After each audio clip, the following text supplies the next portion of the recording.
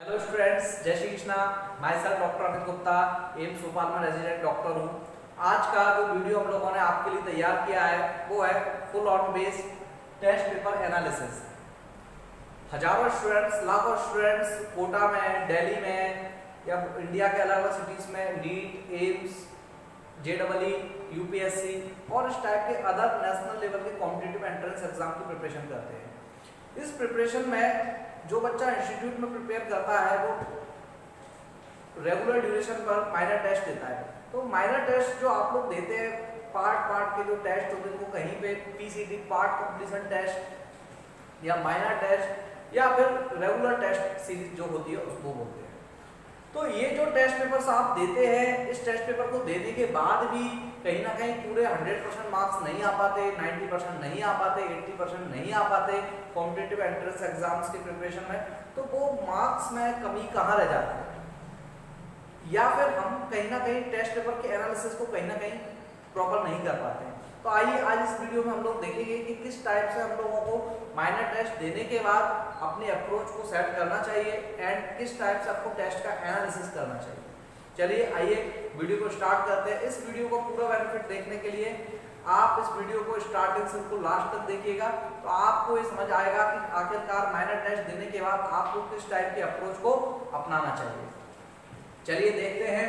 मान लीजिए, सपोज करके चलते हैं कि कोई भी टेस्ट पेपर होता है तो उसमें 100% होते हैं, बट आपने आज जो टेस्ट पेपर दिया है उस टेस्ट पेपर में 100 में से आप 60% को ऑब्टेन कर रहे हैं, आप 60% को ऑब्टेन कर रहे हैं, लेकिन आपने जो इंस्टीट्यूट में पढ़ा है वो पूरा 100% पढ़ा है। आपके पास जो नोट्स हैं वो पूरे 100% नोट्स के हैं और कहीं ना कहीं जो टेस्ट पेपर में, क्वेश्चन पेपर में जो क्वेश्चंस आए हैं वो भी कहीं ना कहीं आपके नोट्स, बुक्स, रेफरेंस बुक्स में से ही आए हैं, मतलब वो भी आपके पास 100% है। तो सोचने की बात यह है कि अगर आप 60% को ऑब्टेन कर रहे हैं तो बाकी 40% का क्या? What about 40%? ये 40% कहाँ गए? क्यों हमने अचीव नहीं कर पाया, या कैसे 40% को हम अचीव कर सकते हैं? अगर हम ये 40% को अचीव करना चाहते हैं तो उसके लिए हमको करना पड़ेगा प्रॉपर टेस्ट पेपर एनालिसिस। इस टेस्ट पेपर का एनालिसिस जितना आपका प्रॉपर तरीके से होगा, आपके ये जो 40% मार्क्स आप हो सकता है इंस्टीट्यूट की रैंकिंग में अचीव नहीं कर पाए, बट डेफिनेटली आप अपने फाइनल एग्जाम में इस 40% क्वेश्चंस के मार्क्स को अचीव कर पाएंगे। उसके लिए हम देखते हैं कि कौन सी ऐसी स्टेप्स होनी चाहिए हमारी जो हमको डिसाइड करना चाहिए टेस्ट पेपर के एनालिसिस के तहत। चलिए आइए स्टार्ट करते हैं। किन किन स्टेप्स का ध्यान रखना चाहिए? तो ये जो मैं आपको एनालिसिस बता रहा हूँ, इस एनालिसिस को आप देखेंगे। इस एनालिसिस के बाद डेफिनेटली आप अगर इसको अपनाएंगे 2-3-4 टेस्टों में आपको इसका एक अलग बेनिफिट दिखेगा। मैं स्टूडेंट से हमेशा बोलता हूँ कि जब भी कभी आप माइनर टेस्ट देकर जाते हैं तो मोस्ट ऑफ इंस्टीट्यूट्स में उसी दिन आंसर की मिल जाती है। टेस्ट आपने सुबह दिया, शाम को इंस्टीट्यूट में आंसर की मिल गई। बट मैं आपसे कहता हूं कि अगर आप उस टेस्ट का 100% अचीव करना चाहते हैं, नॉलेज को पूरा गेन करना चाहते हैं, तो आप उस आंसर की को उठा के रख दीजिए, अवॉइड ओरिजिनल आंसर की। इस आंसर की को बिल्कुल अवॉइड कर दीजिए, इस आंसर की को मत देखिए, आप अपने बैग में रख दीजिए।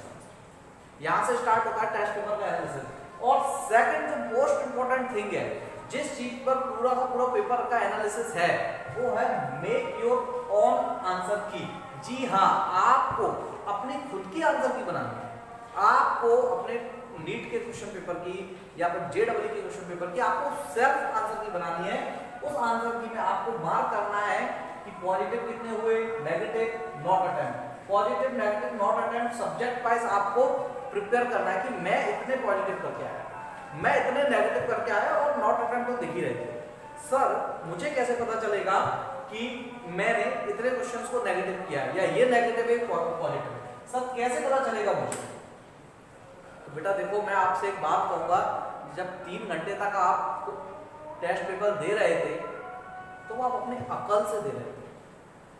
3 घंटे जब आप पेपर दे रहे तो आपको लग रहा था कि यार आधा घंटा और होता तो मैं ये 10 क्वेश्चन और कर देता, या मेरे पास थोड़ा सा टाइम और होता तो मैं ये करता, या मैंने आधा घंटे प्रिपरेशन और की होती, या 6 घंटे प्रिपरेशन की होती, या एक दिन मुझे और मिल गया होता टेस्ट से पहले तो मैं ये सारे क्वेश्चन कर देता या फिर इतने और कर देता। तो मैं वही कहूँगा आपसे कि जो आपने जो 60% ऑब्टेन किए हैं वो 3 घंटे अकल से किए, बाकी 40% करेंगे नकल से। बाकी 40% जो आपको है उनको नकल से करना है। अकल से नहीं कर पाया, क्या मैं नकल से कर पाऊंगा? आपको उन 40% के जो मार्क्स हैं या वो 40% की जो नॉलेज है उसको अचीव करने के लिए आपको जो आगे की स्टेप है उसको फॉलो करना पड़ेगा। और याद रखिएगा कि ये वही 40% है जिसमें आपकी वीकनेस थी, जो आपके सिलेक्शन को रोकेगा। ये वही 40% है जिसमें अधिकतर क्वेश्चन ऐसे थे जो जनरली टॉपर से भी नहीं हो पाते या मोस्ट ऑफ स्टूडेंट से नहीं हो पाते। उन क्वेश्चंस को लीडिंग क्वेश्चंस कहते हैं, वो क्वेश्चंस भी इसी के अंदर थे। इसलिए इस 40% का एनालिसिस उस 60% से ज्यादा इंपॉर्टेंट सकता है, क्योंकि ये वो चीज है, ये तो आपका है बट जो आपका नहीं है, जिसकी वजह से आपका सिलेक्शन रुक रहा है, उस चीज को अपना कैसे बनाना है, उसके लिए हमको करना पड़ेगा NCERT, reference books and notes. जो अगर नीट जेईई की प्रिपरेशन कर रहे हैं तो आपको एनसीईआरटी पर अगर फोकस करना चाहिए, या फिर आपकी जो भी रेफरेंस बुक्स हैं या फिर आपके इंस्टीट्यूट में जो भी नोट्स प्रिपेयर करवाए गए हैं तो उन पर आपको करना है रिसर्च। जी हाँ, फिर से सर्च करना है आपको। एक ही क्वेश्चन को आपको टेबल बनाना है उसका कि ये कहां से आया, किस पेज से आया, इस क्वेश्चन को अरे यहाँ पे आया, अरे ये इस नोट से दिया, अरे मैंने इस चीज में देखा नहीं, अरे मैंने इसमें सिली मिस्टेक कर दी। ये जो चीज है, ये जब तक आप उसका एनालिसिस नहीं करेंगे तब तक आपके अंदर इंप्रूवमेंट नहीं आएगा।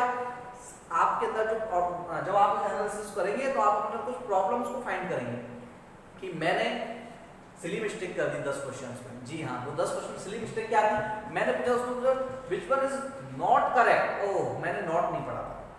उसमें पूछा गया था कि इसका आंसर, मैंने क्वेश्चन को सॉल्व किया तो उसमें फर्स्ट ऑप्शन लगा दिया, फर्स्ट ऑप्शन इसमें करेक्ट वाला दिख रहा था। तो इस टाइप से मैंने बहुत सारे सिली मिस्टेक्स कर दी और मेरे 10 क्वेश्चन इसमें गलत हो गए। बाकी 10 क्वेश्चन सर मैं क्वेश्चन के कंसेप्ट को नहीं समझ पाया। क्यों नहीं समझ पाए? जब आप उस टॉपिक को पढ़ के गए थे फिर क्यों नहीं समझ पाए? कहीं ना कहीं कुछ टॉपिक के कुछ ऐसे कंसेप्ट थे या कुछ ऐसे डीप था जिसको आप नहीं समझ पाए थे। उसको समझने का मौका इस क्वेश्चन के बहाने से आप उसको समझ पाएंगे। इसलिए आपको क्या करना है, रिसर्च करना है, एनसीईआरटी की बुक, रेफरेंस बुक और नोट्स। ये जो सेल्फ मेड आंसर की आप बना रहे हैं आपको नकल से बनानी है, इसमें बिल्कुल कोई डाउट की बात नहीं है, लेकिन उसको ढूंढना है कि उस पैटर्न का, मान लीजिए फिजिक्स में कोई क्वेश्चन आया तो उस पैटर्न का क्वेश्चन सर ने कौन सा कराया, उस पैटर्न में थोड़ा सा क्या चेंजमेंट था, उसमें आपको अकल लगानी है और उसका आंसर कैसे ना कैसे आपको निकालना है, खुद से ही निकालना है, ओरिजिनल आंसर की अभी भी नहीं देखनी है। आप एनसीईआरटी, रेफरेंस बुक्स और नोट्स पे जब रिसर्च कर लेंगे तो रिसर्च के बाद आएगा नेक्स्ट स्टेप बुकमार्क।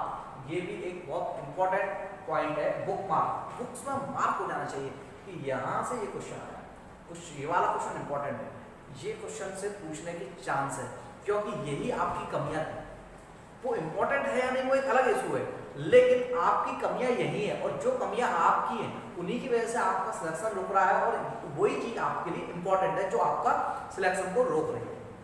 इसलिए बुकमार्क जरूर करेंगे, आप अंडरलाइन करेंगे, हाईलाइटर चलाएंगे उस पर, जिससे कि आपको फ्यूचर में जब आप रिवीजन करेंगे फाइनल एग्जाम के टाइम पे या मेजर टेस्ट के लिए जब रिवीजन करेंगे तो वो चीज आपको मिल सके। इसलिए बुकमार्क बहुत इंपॉर्टेंट है। बुकमार्क करने के बाद आप करेंगे फाइनल सेल्फ मेड आंसर की, अपनी जो आंसर की आपने बनाई है ऑन आंसर की जो है आपकी, उसको फाइनलाइज करना है। फाइनलाइज करने के लिए बिल्कुल प्रॉपर तरीके से क्वेश्चन नंबर 1 से लेके जितने भी क्वेश्चन आते हैं, मान लीजिए 200 क्वेश्चन आते हैं या 100 क्वेश्चन आते हैं, तो वो सारे के सारे आंसर की फर्स्ट का, सेकंड, थर्ड का, फोर्थ, इस तरह से पूरा आपको बनाना है। उसमें देखना है नॉट अटेम्प्ट कौन कौन से थे। नॉट अटेम्प्ट का इशू एक अलग इशू होता है क्योंकि वो तो हम पढ़ के नहीं गए, उसमें भी दो वैरायटी निकल सकती है कि एक तो टॉपिक ही नहीं पढ़ा था और एक पढ़ के तो गए थे बट कर नहीं पाया। अगर इस वैरायटी का क्वेश्चन है तो उस नॉट अटेम्प्ट को भी आपको नेगेटिव में काउंट करना चाहिए। अगर पढ़ के नहीं गए तो वो नॉट अटेम्प्ट है। इसलिए पूरी टेबल को आपको बनाना चाहिए और इस पूरी प्रॉपर आंसर की बनने के बाद आपको अपनी जो ओरिजिनल आंसर की आपको आपके इंस्टीट्यूट से, आपके टीचर्स ने जो प्रोवाइड की है उससे मैच करना चाहिए। जब आप इस आंसर की को मैच करेंगे तब आप देखेंगे कि आपके अंदर कुछ इंप्रूवमेंट आया है। वो इंप्रूवमेंट जो आप देखेंगे कि मैंने कितने % आंसर के अपने मन से सही कर पाई, ये भी एक आपका एक टेस्ट है। तो इस टाइप से जब आप टेस्ट पेपर का एनालिसिस करेंगे स्टूडेंट्स, डेफिनेटली आपको अपने आप में इंप्रूवमेंट दिखेगा। टू या 3 माइनर टेस्ट के बाद, और इस सीक्वेंस को आपको हर टेस्ट में करना है, माइनर टेस्ट में भी करना है, मेजर टेस्ट में भी करना है, हर टेस्ट में इसको यूज करना है। तभी कहीं जाके आप अपनी उन गलतियों को सुधार पाएंगे जो गलतियां आपके अंदर सिलेक्शन को रोक रही थी। ओके, तो मुझे लगता है कि ये वीडियो आप लोगों के लिए बहुत काम का होगा। इस वीडियो को, अगर आपको ये वीडियो अच्छा लगा हो तो हमारे चैनल को आप लोग लाइक कीजिए, सब्सक्राइब कीजिए एंड हमसे जुड़े रहने के लिए हमारे आने वाले कंटिन्यू वीडियोस को देखिए। Thank you.